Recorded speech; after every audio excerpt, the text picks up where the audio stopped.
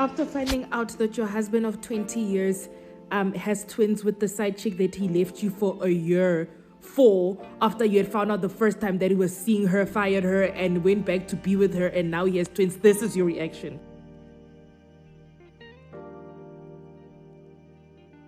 Like, what am I watching? I've never been so stressed and so gripped by a TV show. What am I watching? Guys, is Joyce sticking in it for money? But she has half of the company and she has power. Surely it's not the money. What? Yo, the show. I am watching The Polygamist right now. I had to pause and take a break and take a deep breath because I am triggered, yes. Hey! Huh? Mind you, I've never been married and I don't think I want to be married. Yes! Huh? And you see which part stood out for me when he said, oh, I told her that I chose you.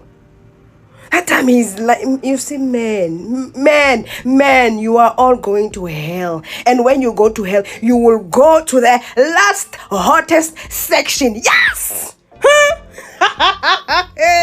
The most dangerous character in The Polygamist is not Jonas. It's AC.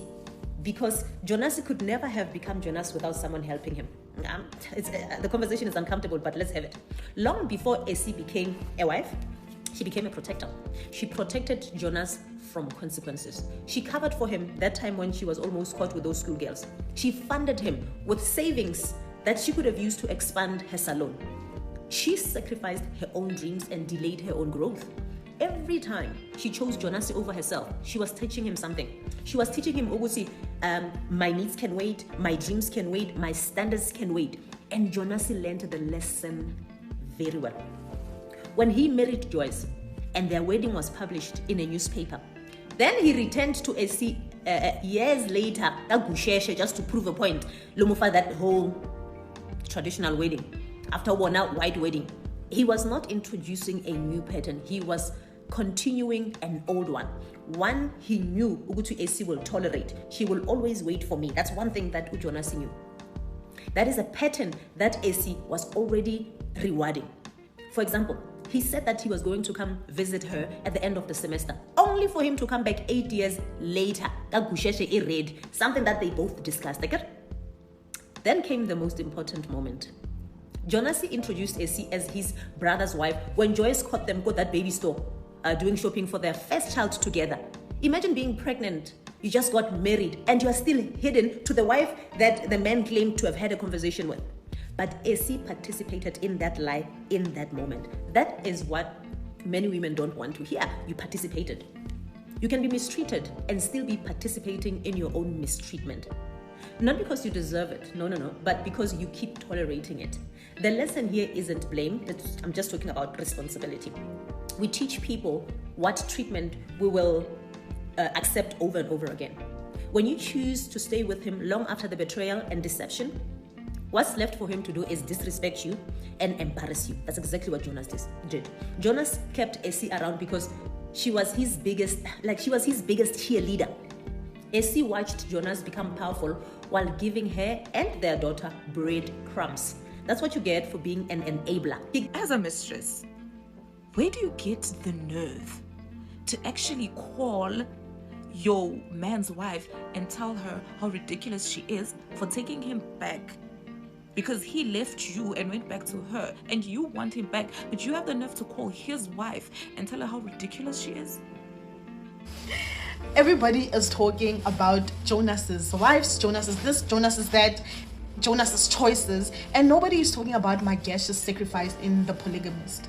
His character, the reason why it's so heartbreaking for me, it wasn't about power, but it was about sacrifice. Imagine losing the woman that you love to your brother and having to protect his family from that, and also having to hide his other family. That man lost a part of himself. Because there is no way that when all the time your brother is choosing his happiness over your pain, and you let it happen over and over and over again. My gosh. But I was so glad to see how at the end, when Joyce spoke to him and he stood his ground, he was like, Eba! He kicked him out of Joyce's house. And that was powerful to see. And the fact that he didn't even beg to get his job back, he even felt relieved, like weight was lifted off his shoulders. So that was beautiful to see. But it just goes to show how one person can destroy a lot of people's lives because they have a strong or a financial hold on those people. God bless Jonas from the Polygamist. Because of Jonas, my cousin will now know, Bana, that ex of hers will never change. You understand? Because of Jonas, my cousin now knows, or my cousin will never go back to that toxic ex of hers who repeatedly cheated on her with multiple people. You understand? So people like Jonas actually do exist, and it painted a clear picture of what her ex is like. You understand? So Jonas, shout out to you. And now at least my female friends will understand, Ubana, nothing great will ever come out from a cheater. A cheater, a cheater.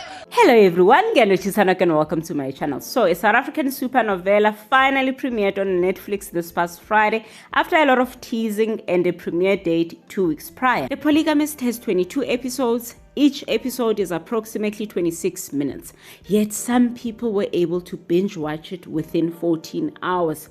It was released on Friday, other people were already done by Saturday. But look, I don't even blame them, it is so good.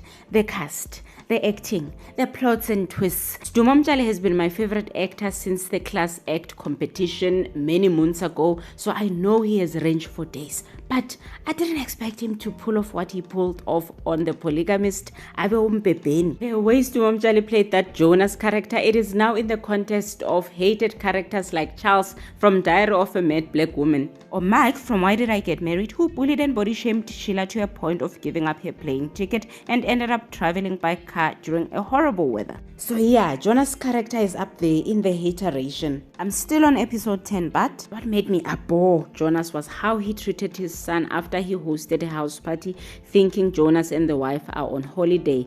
He threw a bottle. At some point he was choking him. I hated that. What flabbergasted me about this Jonas character was when he was hot and bothered and wanted action from a postpartum side chick turned wife who had just given birth to twins via C-section. She did try to say, no, I need to wait for 6 weeks. Jonas was like, but you've got a mouth.